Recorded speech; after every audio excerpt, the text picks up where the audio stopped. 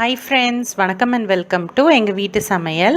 நம்ம இன்றைக்கி வந்து புடலங்காய் கடலைப்பருப்பு பொரியல் எப்படி பண்ணணும் அப்படின்றதான் பார்க்க போகிறோம். வாங்க வீடியோக்குள்ளே போகலாம். இந்த வீடியோவில் இன்றைக்கி புடலங்காவும் கடலைப்பருப்பும் சேர்த்து ஒரு பொரியல்லாம் பண்ணி காட்ட போகிறோம். புடலங்காய் வந்து நிறைய நார் சத்து மிகுந்த ஒரு நாட்டுக்காயாகும். இந்த புடலங்காயில் நிறைய வேறு சத்து இருக்கிறனால நமக்கு கோடை காலத்தில் இதை வச்சு எண்ணெய் அதிக செலவு இல்லாமல் ஒரு பொரியல் செஞ்சு சாப்பிட்டோம்னா நம்ம உடம்புக்கும் ரொம்ப நல்லது. வாங்க எப்படி செய்யலான்னு பார்ப்போம். நம்ம வந்து புடலங்காய் 1/2 கிலோ எடுத்திருக்கோம். அதுக்கப்புறம் கடலைப்பருப்பு வந்து 50 கிராம் எடுத்திருக்கோம். கடலைப்பருப்பை வந்து 1 மணி நேரம் போல் ஊற வச்சுட்டு அதை குக்கரில் நம்ம வேக வைக்க போகிறோம். அது மூழ்கிற அளவுக்கு தண்ணி விட்டு நம்ம வந்து ஒரு விசில் வந்தோடனே நம்ம வந்து ஆஃப் பண்ணிடலாம். சப்போஸ் நீங்கள் கடலைப்பருப்பை வந்து 1 மணி நேரம் ஊற வைக்கல அப்படின்னா ஒரு 4லேருந்து 5 விசிலாவது நீங்கள் வைக்கணும். இப்போ இந்த கடலைப்பருப்போடு கொஞ்சோண்டு நம்ம மஞ்சத்தூளும் சேர்த்துக்கிறோம். இப்போது நம்ம புடலங்காய் வந்து எடுத்துக்கலாம். அதில் மேலேயும் கீழேயும் இருக்கிற பாகத்தை நம்ம வெட்டி எடுத்துருவோம். அதை வந்து நம்ம சேர்க்க தேவையில்லை. அதுக்கப்புறம் மேலே இருக்க தோலை வந்து இந்த மாதிரி நீங்கள் வந்து சுரண்டி எடுத்துக்கலாம். இந்த மாதிரி சுரண்டினாலே இது வந்துடும். அதுக்கப்புறம் நீங்கள் வந்து நல்லா கழுவிக்கோங்க. இப்போ இதை வந்து நம்ம குட்டி குட்டி பீஸாக நம்ம வந்து கட் பண்ணி எடுத்துக்கணும்.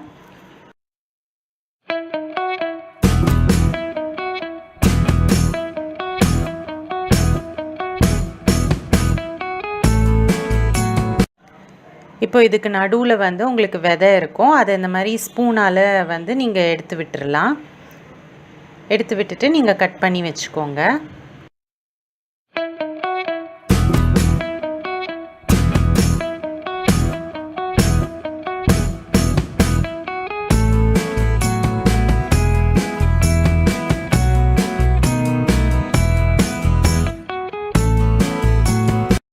இப்போ வந்து கடலைப்பருப்பு வந்து வெந்துருச்சு. இது வந்து குழையக்கூடாது, இந்த மாதிரி தான் இருக்கணும். இப்போ இதோட தண்ணியெல்லாம் நீங்கள் வந்து ஃபில்டர் பண்ணி கடலைப்பருப்பை தனியாக எடுத்து வச்சுக்கோங்க.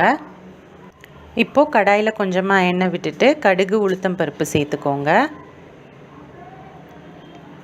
ஒரு வெங்காயத்தை வந்து நீங்கள் நல்லா பொடியாக நறுக்கி வச்சுக்கோங்க. அதே மாதிரி 4 பச்சை மிளகாய் எடுத்து வச்சுக்கோங்க. கொஞ்சோண்டு கருவேப்பிலை சேர்த்துக்கோங்க. இப்போ வெங்காயத்தையும் பச்சை மிளகாயும் சேர்த்துக்கோங்க. நல்லா வதக்கிக்கோங்க.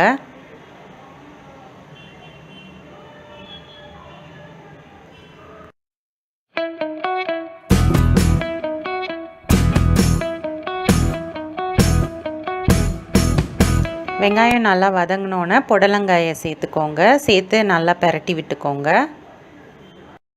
இந்த புடலங்காய் பார்த்தீங்க அப்படின்னா நீர் சத்து உள்ள காய். அதனால் நம்ம வந்து இந்த மாதிரி வதக்கும் போதே அதுலேருந்து தண்ணி விடும், அதுலேயே வெந்துடும். வேணும்னா நீங்கள் வந்து லைட்டாக தண்ணி தெளித்து அதை வந்து மூடி போட்டு ஸ்லோ ஃப்ளேமில் வேக வச்சுக்கலாம். நம்ம சொன்ன மாதிரி இந்த புடலங்காய் வந்து வெட்டும் போது நீங்கள் ஒரு பீஸ் வாயில் வச்சு பாருங்கள். ஏன்னா இதுவும் வந்து அதே பீர்க்கங்காய் வெள்ளரிக்காய் மாதிரி சம்டைம்ஸ் கசப்பு எடுக்கும். அந்த மாதிரி கசந்ததுன்னா அதை சேர்க்காதீங்க. ஸோ கண்டிப்பாக அதை வெட்டும் போது நீங்கள் வாயில் வச்சு பார்த்துக்கோங்க.